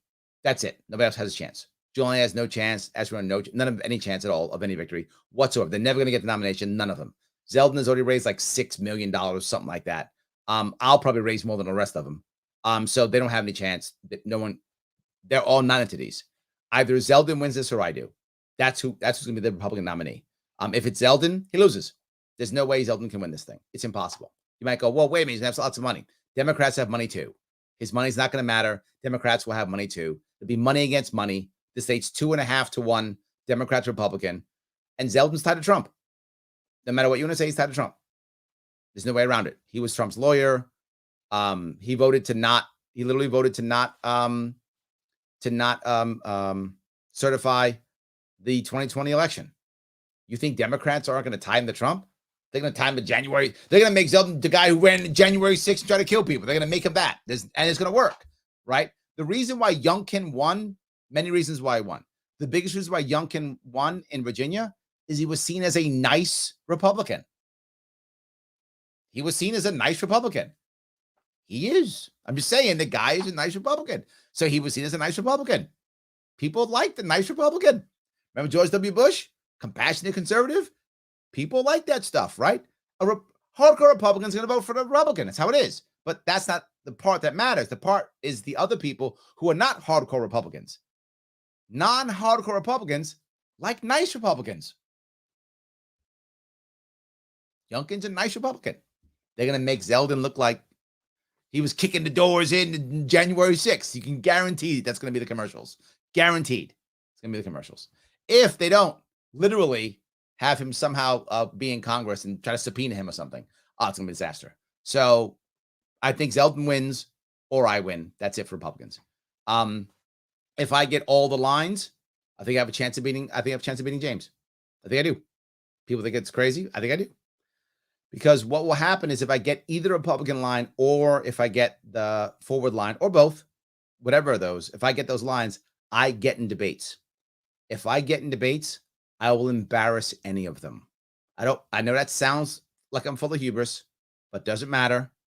If you guys have watched me debate in the past, they're not going to be able to handle it at all. They're just going to yell, other guy bad. And I'm going to figuratively leave them lying in pools of blood on that debate stage. It's not even going to be funny. It will be embarrassing. If I were them, I wouldn't show up. Like, I would just not show up. I'd rather be called a coward than be slaughtered on that stage. I just wouldn't show up if I was them. Like, I'm not. If I'm their campaign manager, I'm like, start coughing because you're sick. You ain't going. You're not going. Larry Sharpe's he's gonna murder you on a stage. Don't you dare go. That's what I would be telling them if I were the campaign managers. So there are my thoughts. I hope that was clear. All right. Let's see if I can keep going down here. Let's see here. You have so many of these. I really appreciate this. Thank you for all the things that we're talking about here. Alice says we don't shop at Walmart either. Try to business with locals. Guys, if you see me when I run across this state, you can't even see me in a franchise. And I'm not against franchises because sometimes franchises are local owners. That does happen. Sadly, not often enough, but it does happen. I'm not against franchises, but you will see me always in some local place. I cross this state. I'm always in a local diner, local eatery, local brewery, local something owned by the people who are there. Always. Yes. You see me do it all the time. Yes, absolutely. I go out of my way doing that. Yes. So, all right. See if I can keep going down here. All right. Tony says, huge Larry Sharpe fan, and if I still live in New York, I'd vote for you. Thank you, my friend. I appreciate that. Yes. Robert says, I joined late, ignore previously asked, what about tariffs that the last administration put on imports and this administration needs to regard inflation? That is a federal issue, Robert. So if I was running for governor, there isn't much I can do about that. However, here's how I feel about tariffs in general. Tariffs are bad, and we should always be moving to lower tariffs at every single way, regardless of whether they want to lower them or not. We should be moving towards lowering tariffs all the time. Problem is you can't always just do it like that, right? Even though most libertarians want to just end them, the problem is now the market shifts so fast. I don't want disruption that's going to affect American businesses. So you have to slow it down and bring it back so that the businesses can respond to what's happening and know in advance what it's going to be. I need businesses to be able to respond to the government change. So I would always be moving, if I was at a federal level, to slowly remove tariffs. I think you kind of have to. It's the right answer. I hope I answered your question. So yeah. Let's see here. Schools teach critical race applied principles. Crap. It's very good. It's not CRT. It's CRAP. I like that. Very good. That's how I always refer to it. I love that. There we go. Yes. All right. Tony says, if you're open to constructive criticism, I read these things live, Tony. If I'm not, I'm doing something wrong. I think you would do yourself and limit a service by diving deeper into Bitcoin. If you had to delete government button, would you press it so hard your thumb blistered? So I'll touch both. I think one was a question, one was a criticism. I do want to move more into the Bitcoin world, and I think we do. The problem is Bitcoin people don't always trust us to be forward. If you know more people in that world, I'm happy to chat with all of them. I'm with you on this 100%. Would I press it if I could delete government right away? No, I wouldn't. Why? Because we are not ready for it as a nation. I think, and it's going to sound crazy when I say this, it's going to sound crazy, but I'm going to quote Arvin Vohra.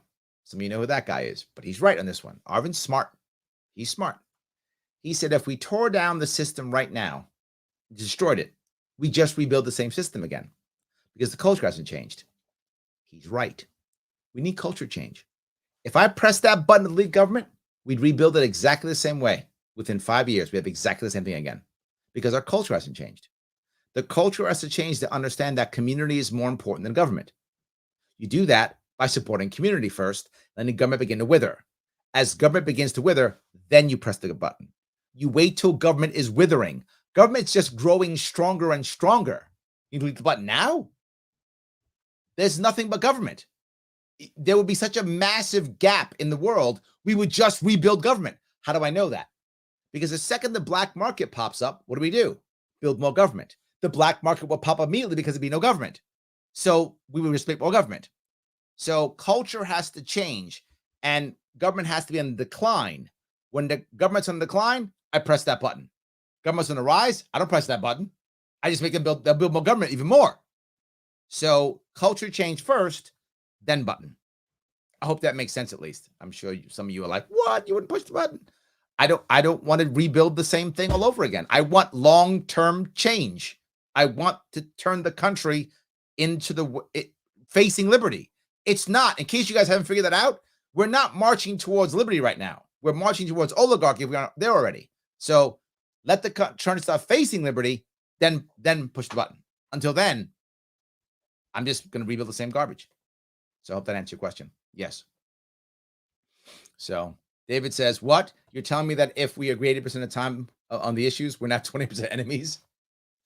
That's what I'm saying. Yes, absolutely. Yes. Dan says, this is educational. I've stayed away from the CRT conversation because I've been concerned that there's too much oversimplification of the issue. Now I'm learning some nuances. Yeah, I mean, yes, that's right, Dan. And that's what bothers me about some of the people on the left. What they're going is, they're not teaching CRT. But they know they're teaching, to Sam's point, crap. They know that, and they know that people are calling crap CRT. You know that. It's like if I go, well, do you have any pencil lead? You go, no. You don't, no, none. You walk away. How are you writing? I have graphite. You know what I meant. Why don't you just tell me you got graphite? You know I meant graphite when I said lead. Right? That's what's happening with CRT. And I love Sam crap. There's a difference. They're overlapping the words and it's becoming confusing. So yes, again, that's when you hear people go, CRT is only taught in colleges. Again, not theoretically, technically that's true, but they're being disingenuous because of what's being taught in schools. So thank you for that. I'm glad that was helpful to kind of clear that up. Yes. All righty. All right. Let me keep going here if I can. Let's see here. Critical Constitutional Theory Caucus. I'm in. Now that, see? Now let me bring this up. I love that you brought this up. There are two things here. The constitutional piece is important, but again, there are some people in this country, and you know this, Jonathan, you know this, who don't care about the Constitution. So you can walk down that road and show them everything, and they go, yes, you're correct, and I don't care. So you have to use constitutional theory for people who care about the Constitution. Right?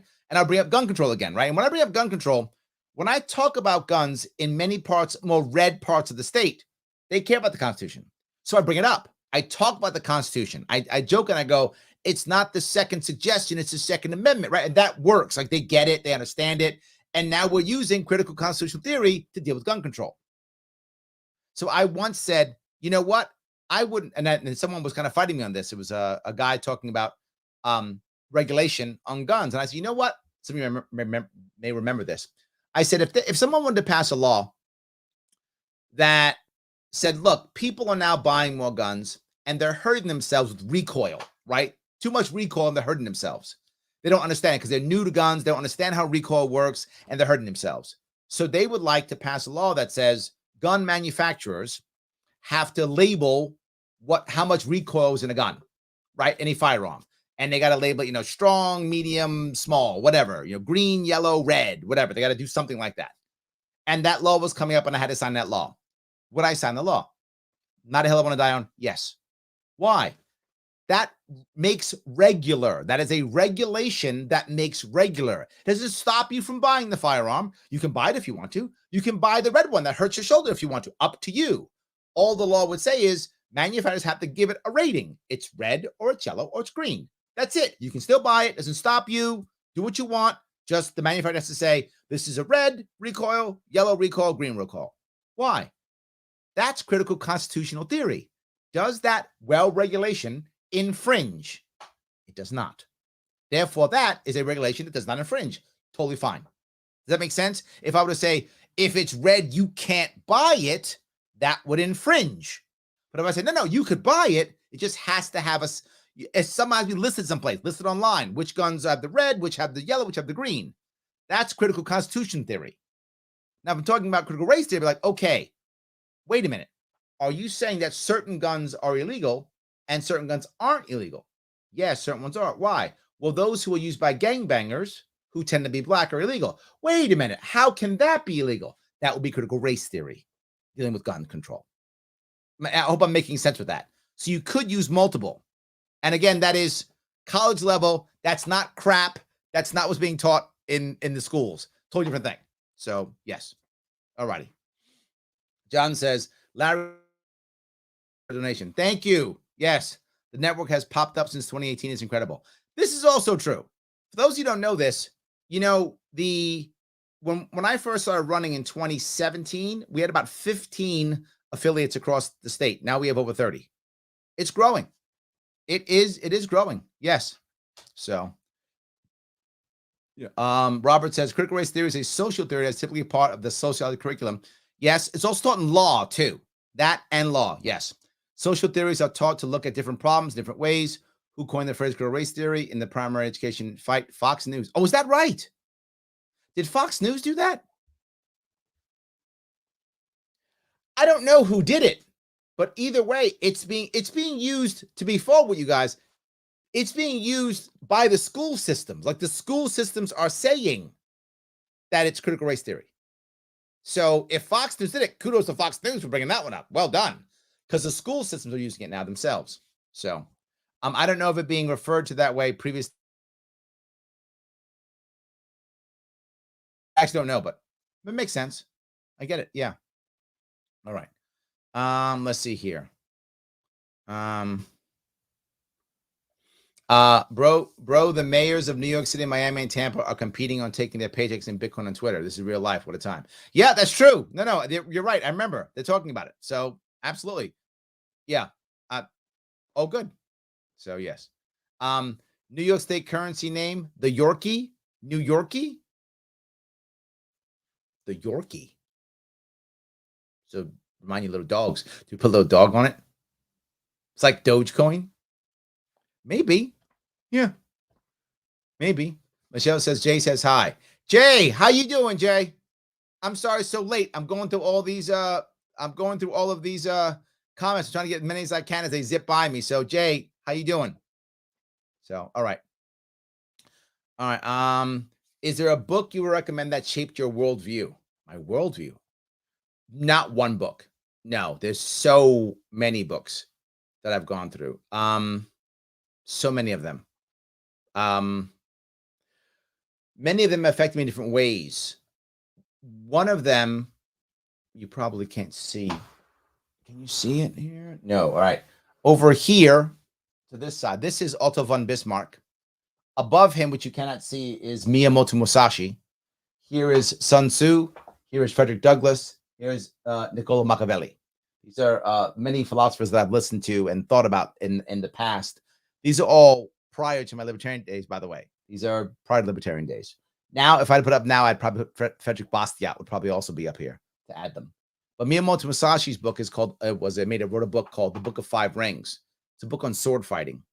I think that really made me think a lot about how my life should work.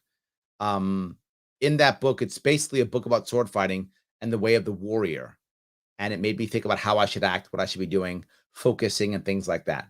That book helped tremendously in shaping my worldview. So, but many of them, but I think that's one of them. It's called The Book of, do I even have it? I may have it out here. Hold on. I might have it. Here we go. Yes, I actually happen to have it here. The Book of Five Rings by Miyamoto Musashi. It was this person did actually exist. He did exist, and he was the greatest sword fighter in Japan. I think 15th century, maybe 16th, one of the two. I'm not sure which one, in that area. And he was so good that literally he had to use a stick to fight because he was tired of killing people. So they used a sword, he used a stick, and he would still beat people's asses. He was amazing. He tells about many things in life, how to think about life, how to act. So it was very good for me. Hope that helps. So, all right. All right. Let me keep going here. So many. I appreciate this. All right. Giuliani is too tied up to Trump to win New York. Giuliani of the 1990s is different than Trump Giuliani, even though they are physically the same person. You're right. I think they are too much. I think you are. Yes. Simply Rocco says, I hope you do slaughter them in debate. If they have the guts, though, I doubt they will. I wouldn't. Yes. All right. Sam says, bruh, bit license, rank choice, voting UBI, humane. Bruh. Bit license, rank choice, voting, UBI, humane. Yeah. Let's work on that one. We're going to work on that one. All right. But I get you. You're going with the bra thing. I like bro, but let me see what I can do with bra. I get it. It is not bad. It is not bad. Yes. All right. That's good. All right. See if I can go down here. Mr. Greer says, hey, Larry, good to see you. Thank you. Thomas Quita, the man himself, running for New York State Senate. Please check him out. Yes, absolutely. Please check him out. It is great. 100%. Great to do that. All righty. Yes, Tom 452. That is Tom. Tom is great. He's one of our great guys running. Please pay attention to him. I appreciate that. Yes. All righty. Shelly says the Empire coin. It's not bad. It's not bad. Frederick Bossett is awesome. Yes, he's one of my favorite ones. His short book about what government is and should be is the most explained and to the point I've ever read. Agreed. It's called, by the way, The Law. The name of that book is called The Law. So if you want to check that out, that is something that's great. Yes. So guys, I want to say thank you so much for today. Please do me a favor. If you care, like, comment, and share. It does matter. I can't tell you how much it matters. It really does. It gets me where I need to go. It gets me around all the shadow banning. If you want to support the show, please go ahead. If you want to support me, you can, please. We got 20K money bomb coming on. Head over to that link right there. Click that specific link. If you want to support the show for free, no worries. World's Smallest Political Quiz. Please share it around. It does matter, guys. Thank you so much. I'm gonna take off for now. I got more work to do. I will see you all very soon.